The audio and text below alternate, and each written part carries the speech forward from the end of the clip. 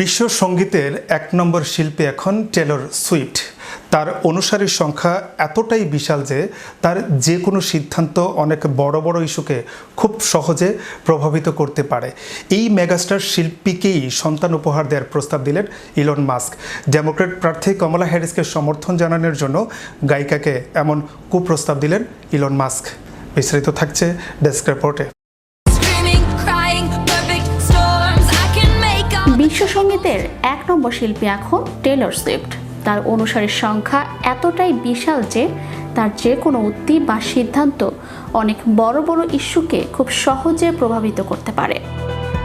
এই মেগাস্টারকে সন্তান উপহার দেওয়ার প্রস্তাব দিলেন মার্কিন প্রযুক্তি উদ্যোক্তা এবং টেসলার সিইও ইলন মাস্ক। ডেমোক্র্যাট প্রার্থী কমলা হ্যারিসকে সমর্থন জানানোর পরপর গায়িকাকে এ প্রস্তাব দিলেন ইলন মাস্ক। 11 সেপ্টেম্বর বেলা 11:15টার দিকে সোশ্যাল মিডিয়া এক্স হ্যান্ডেলে এক পোস্টে ইলন মাস্ক লিখেন, fine Taylor Swift, you win. I will give you a child and guard your cats with my life. এর বাংলা অর্থ, ভালো টেলর সুইফট, তুমি জিতেছ। আমি তোমাকে সন্তান উপহার দেব এবং তোমার বিড়ালের নিরাপত্তা দেব জীবনভর। ইলন মাস্ক যে গায়িকাকে উপহাস করার জন্য কথাগুলো লিখেছেন তা বুঝতে কারো বাকি নেই। ইলন মাস্ক গায়িকাকে সন্তান দেবেন বলার মাধ্যমে বুঝিয়েছেন চাইল্ডলেস ক্যাট লেডি, অর্থাৎ মার্কিন তারকা একজন সন্তানহীন নারী। অনেক আগে ডোনাল্ড ট্রাম্পের ভাইস প্রেসিডেন্ট জেডি ভ্যান্স সন্তানহীন নারীদের উপহাস করার জন্য চাইল্ডলেস ক্যাট লেডি বাক্য ব্যবহার করতেন। সেই দলের প্রার্থী কমলা হ্যারিসকে সমর্থন করে সুইফটকে উপহাস করেছেন ইলন মাস্ক। কিন্তু ইলনের এমন আচরণ একেবারেই পছন্দ করেনি সুইফট ভক্তরা। তারা বক্তব্যের ঘরে ইলনকে নিয়ে নিন্দার ঝড় তুলেছেন। অনেকেই লিখেছেন, একজন অবিবাহিত নারীকে সন্তান উপহার দেওয়ার প্রস্তাব অত্যন্ত নীচ মানসিকতার পরিচয়।